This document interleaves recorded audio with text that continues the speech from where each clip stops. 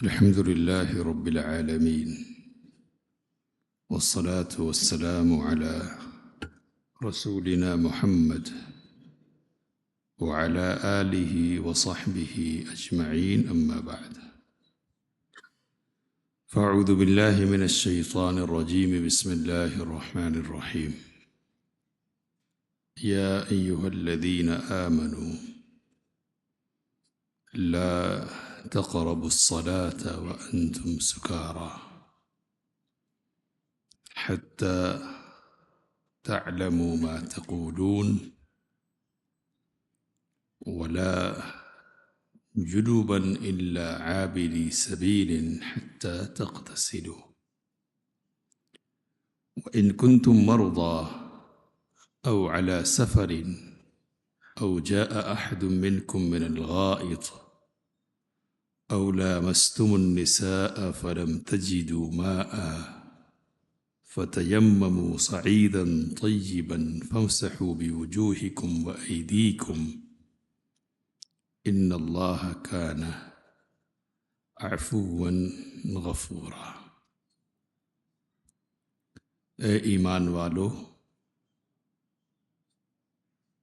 تم نماز کے قریب نہ جاؤ جبکہ تم نشے کی حالت میں رہو، یہاں تک کہ تم جو کچھ کہہ رہے ہو اسے جان لو، اور جنابت کی حالت میں بھی نہیں، الا یہ کہ راستے سے گزرنے والے کے طور پر ہو، یہاں تک کہ تم غسل کر لو. اور اگر تم بیمار ہو یا سفر کی حالت میں ہو یا تم میں سے کوئی قضائے حاجت سے فارغ ہو کر آئے یا تم عورتوں سے ملو اور تمہیں پانی نہ ملے تو پاک مٹی سے تیمم کر لو، اس طرح کہ اپنے چہروں اور اپنے ہاتھوں کا مسح کرو. بلا شبہ اللہ تعالی بڑا معاف کرنے والا، بڑا بخشنے والا ہے. سورۃ النساء کی 43 نمبر کی آیت کریمہ آپ کے سامنے پڑھی گئی ہے. اللہ تعالیٰ نے ایمان والوں کو خطاب فرمایا اور کہا کہ نشے کی حالت میں تمہیں نماز کے قریب نہیں جانا چاہیے. اس سے پہلے شراب کے سلسلے میں جو پہلی آیت کریمہ اتری ہے وہ سورۃ البقرہ کی آیت ہے کہ جس میں اللہ تعالیٰ نے کہا کہ شراب میں کچھ نفع کی چیزیں ہیں اور گناہ اس میں بڑا ہے. اس آیت کریمہ کے اترنے کے بعد صحابہ کرام رضوان اللہ تعالیٰ علیہم اجمعین میں سے بہت سارے لوگوں نے شراب ترک کر دی، پینا چھوڑ دیا. لیکن چونکہ صاف لفظوں میں حرمت کی بات وہاں نہیں تھی، اس لیے کچھ لوگ پیتے رہے اس بنیاد پر کہ اس میں ہمارے لیے کچھ منافع ہیں، فائدے کی چیزیں ہیں. تو ایسے ہی کچھ صحابہ ہیں، ان کی مجلس ہے اور مجلس میں ایک واقعہ پیش آتا ہے. واقعہ کیا ہے؟ سیدنا علی بن ابی طالب رضی اللہ تعالی عنہ بیان کرتے ہیں کہ عبد الرحمن بن عوف رضی اللہ تعالی عنہ نے ہمارے لیے کھانا بنایا اور ہمیں مدعو کیا. ہم نے کھانا کیا، انہوں نے کھایا، انہوں نے شراب پیش کی، شراب پی ہم نے، اور اسی دوران نماز کا وقت ہو گیا. یہ مغرب کی نماز کا وقت تھا. کہتے ہیں کہ لوگوں نے مجھے امامت کے لیے آگے بڑھا دیا۔ میں نے تلاوت کی، قل یا ایھا الکافرون لا اعبد ما تعبدون ونحن نعبد ما تعبدون۔ آپ صلی اللہ علیہ وسلم کہہ دیجئے کہ میں اس چیز کی عبادت نہیں کرتا جس کی تم کرتے ہو، اور ہم اس چیز کی عبادت کرتے ہیں جس کی عبادت تم کرتے ہو۔ تو یہ وَنَحْنُ نَعْبُدُ مَا تَعْبُدُونَ کے جو الفاظ ہیں وہ شراب کے نشے میں ہونے کی وجہ سے حضرت علی رضی اللہ تعالی عنہ کے منہ سے نکل آئے۔ ظاہر سی بات ہے کہ پہلے جملے میں اور دوسرے جملے میں کوئی مناسبت ہی نہیں ہے، دونوں ایک دوسرے کی ضد ہے۔ پہلے ایک بات کا انکار ہے اور پھر اسی بات کا اقرار ہو رہا ہے، تو یہ واقعہ پیش آیا۔ تو اس مناسبت سے اللہ تعالیٰ نے آیت اتاری اور کہا کہ نشے کی حالت میں ہو اگر تو تمہیں نماز کے قریب نہیں جانا چاہیے۔ کہا کہ اس وقت جانا ہے جب کہ تمہیں یہ پتا ہو کہ تم کہہ کیا رہے ہو، یعنی ہوش کی حالت میں، حواس کے قائم ہونے کی حالت میں تمہیں نماز کے قریب جانا ہے۔ نماز کی اہمیت بھی اس آیت کریمہ سے واضح ہو رہی ہے، اور یہ بات بھی معلوم ہو رہی ہے کہ نماز بس پڑھ لینا مطلوب نہیں ہے، بلکہ شعور اور توجہ کے ساتھ پڑھنا یہ مطلوب ہے، اور آدمی یہ سمجھنے کی پوزیشن میں ہو کہ وہ رب کے سامنے کھڑا ہے تو وہ بول کیا رہا ہے، اپنے رب سے عرض کیا کر رہا ہے، کیا باتیں کہہ رہا ہے۔ تو یہ آیت کریمہ اس پر بھی دلالت کر رہی ہے کہ شعور کے ساتھ اور توجہ کے ساتھ نماز پڑھنی چاہیے۔ اور تیسری بات اس سلسلے میں یہ ہے کہ حد بندی کر دی گئی، جبکہ نماز کے قریب نہیں جانا۔ تو اب 5 وقت کی نمازیں ہیں، 3 نمازیں تو قریب ہی کی ہیں۔ تو اگر دیکھا جائے تو اس طرح سے ان اوقات میں شراب پینے پر پابندی لگا دی گئی، اور انشاءاللہ آگے اس پر گفتگو ہوگی کہ شراب کی حرمت کے سلسلے میں اللہ تعالیٰ نے تدریج کے اصول کے مطابق حکم فرمایا کہ پہلے ایک ماحول یہ بنایا گیا کہ اچھی چیز نہیں ہے، کچھ فائدے ظاہری طور پر نظر آتے لیکن گناہ جو ہے نا اس کے اثرات مضر وہ بڑے ہیں۔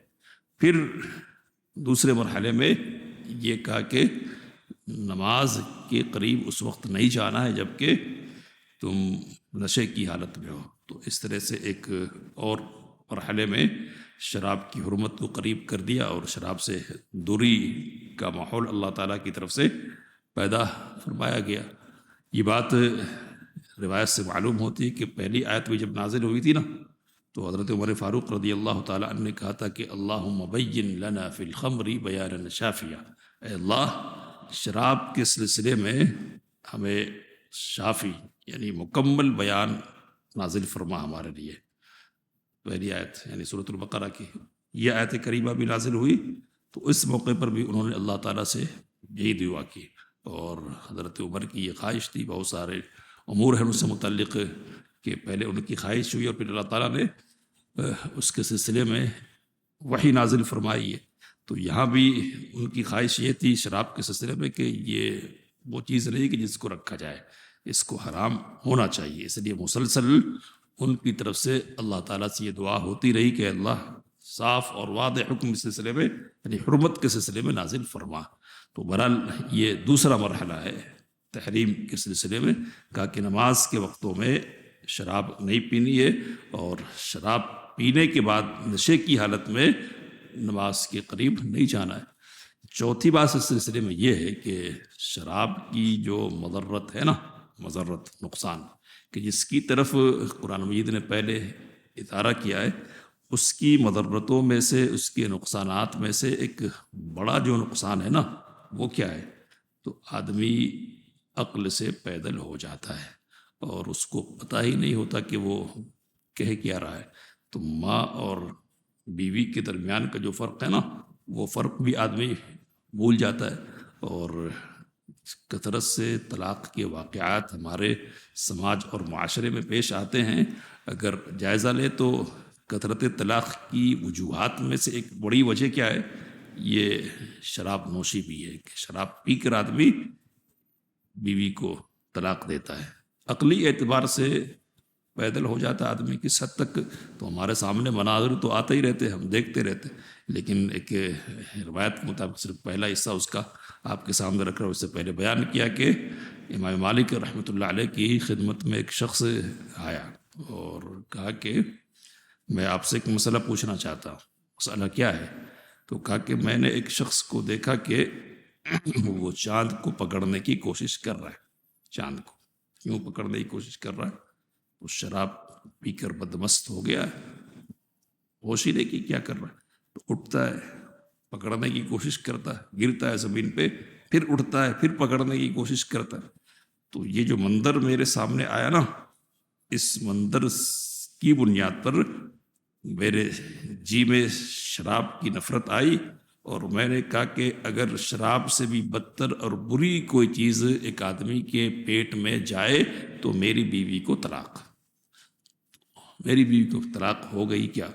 تو آگے آپ کے سامنے بات آئی کہ امام مالک رحمۃ اللہ علیہ نے کہا کہ طلاق نہیں ہوئی، اس لیے کہ اس سے بدتر اور سب سے بدتر چیز اگر کوئی ہے پیٹ میں جانے والی تو وہ سود ہے، اس لیے کہ اللہ نے اس کے لیے اعلان جنگ فرمایا.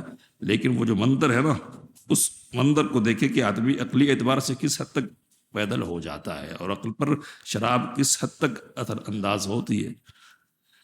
انشاءاللہ اور بھی روایتیں اس سلسلے کی آگے آپ کے سامنے آئے گی. اللہ نے آگے کہا کہ ولا جنوبا، اور جنابت کی حالت میں بھی نماز کے قریب نہیں جانا ہے. علماء کہتے ہیں کہ یہاں نماز سے مراد مواضع صلاح ہے، یعنی نماز کی جگہوں میں نہیں جانا، مساجد مراد ہے. کہ جنابت کی حالت میں مسجد میں نہیں جانا ہے. آگے کا الا عابری سبیل، الا یہ کہ راستے کو پار کرنے اور کراس کرنے کے طور پر ہو. صحابہ کرام رضوان اللہ تعالیٰ علیہ مجمعین میں سے بہت ساروں کے گھر ایسے تھے کہ ان کے دروازے مسجد نبوی کی طرف کھلا کرتے تھے. ناپاکی ہو گئی، غسل کر کے گزرنا ان کے پاس ممکن نہیں تھا، تو اس طرح سے ناپاکی کی حالت میں ہی گزرنا پڑتا تھا. تو اللہ تعالیٰ نے اس کی اجازت دی. بعد میں نبی کریم صلی اللہ علیہ وسلم نے حکم فرمایا اور کہا کہ سارے دروازے بند کر دیے جائے جو مسجد کی طرف کھلتے ہوں، سوائے ابو بکر رضی اللہ تعالیٰ عنہ کے دروازے کے. تو گزرنے کے طور پر اجازت دی گئی، ٹھہرنے کے طور پر اجازت نہیں ہے، یعنی جو بھی مسجد میں نہیں رہ سکتا ہے. آگے اللہ نے کہا کہ حتیٰ تغتسلوا، یہاں تک کہ غسل کر لو، یعنی پاکی کے بعد ہی یہ ممکن ہے تمہارے لیے. اس کے بعد کہ وَإِن كُنتُم مَرْضَىٰ، اگر بیمار ہو، او علی سفر، یا سفر کی حالت میں ہو، او جاء احد منکم من الغائط، یا تم میں سے کوئی ضرورت پوری کر کے آئے، قضاء حاجت سے فارغ ہو کر آئے، او لامستم النساء، یا بیوی سے ملے. چھونے کا مطلب ہے ہم بستر ہونا. کہا کہ فلم تجدوا ماء، اور پانی نہ ملے تو فتیمموا صعیدا طیبا، پاک مٹی سے تیمم کر لو.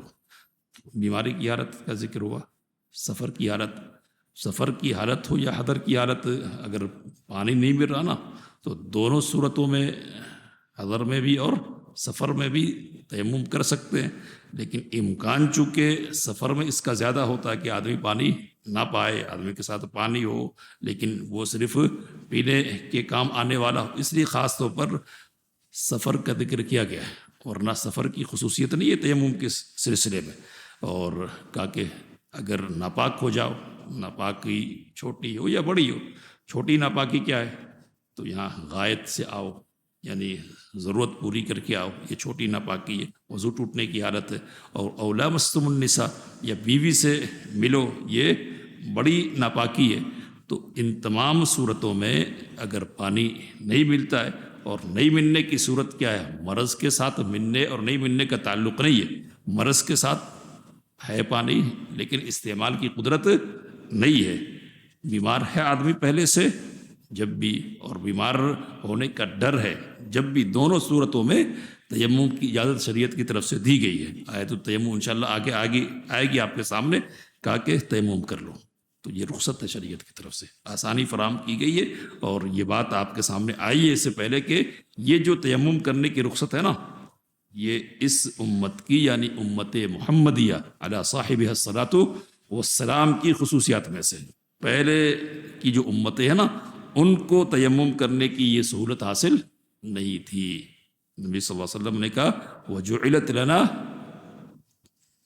جُعِلَتْ لِيَ الْأَرْضُ مَسْجِدًا وَطَهُورًا، ہمارے لیے زمین کو مسجد، سجدہ گاہ اور پاکی حاصل کرنے کا ذریعہ بنایا گیا ہے، دوسروں کے لیے یہ چیز نہیں تھی، تو اللہ کی طرف سے یہ اس امت کے لیے رخصت اور آسانی ہے۔ طریقہ بتایا اللہ تعالیٰ نے، کہا کہ فَامْسَحُوا بِوُجُوهِكُمْ، اپنے چہروں پر مسح کر لو اور اپنے ہاتھوں پر مسح کر لو۔ اپنے چہرے پر اور اپنے ہاتھ پر مسح کرنے، ہاتھوں پر مسح کرنے کا طریقہ کیا ہے؟ تو حضرت عمار کی رضی اللہ عنہ مشہور روایت ہے، کہا کہ میں سفر میں تھا، عمر رضی اللہ تعالیٰ عنہ بھی ساتھ تھے، اور میں جنوبی ہو گیا، تو میں اس طرح زمین میں لوٹ پوٹ گیا جس طرح جانور چوپایا لوٹتا اور پوٹتا ہے زمین میں، یہ سوچ کر کہ جیسے جسم کو پانی لگنا چاہیے اسی طرح مٹی پورے جسم کو لگنا ہے تب تیمم ہوگا۔ کہتے ہیں کہ پھر نبی اکرم صلی اللہ علیہ وسلم کی خدمت میں حاضری دی، تو نبی اکرم صلی اللہ علیہ وسلم نے کہا کہ کہنا یہ کفی کہ ہاں کہتا، تمہارے لیے اس طرح کافی تھا، کس طرح؟ تو نبی اکرم صلی اللہ علیہ وسلم نے اپنے دونوں ہاتھوں کو زمین پر مارا، بعض روایتوں میں کہ پھر ان میں پھونکا ہاتھوں کو، تو ضرورت پڑے اگر دھول اور مٹی بڑھ کر ہے دور کرنے کی ضرورت پڑے تو اس پر بھی عمل کرنا ہے۔ کہتے کہ اس کے بعد نبی اکرم صلی اللہ علیہ وسلم نے اپنے چہرے پر مر لیا اور ہاتھوں پر مر لیا۔ تو یہ تیمم کا طریقہ ہے مختصر سا، اور بڑی پاکی چھوٹی پاکی دونوں کے سلسلے میں طریقہ تیمم ایک ہی ہے، اور فرق صرف کس کا ہے؟ تو فرق صرف نیت کرنے کا ہے۔ چھوٹی طہارت کے لیے اگر تیمم کر رہے ہیں اس کی نیت کریں گے، اور بڑی طہارت کے لیے تیمم کر رہے ہیں تو اس کی نیت کریں گے، باقی طریقے میں کوئی فرق نہیں ہے۔ ایک مرتبہ زمین پہ ماریے، پہلے یا تو چہرے کو مل لیجیے اور بعد میں ہاتھ کو ملیے، یا پہلے ہاتھوں کو ملیے اور پھر بعد میں چہرے کو مل لیجیے، اس ترتیب میں آگے پیچھے دونوں طرح کی روایتیں موجود ہیں۔ اللہ سے دعا کی باتوں کو سمجھ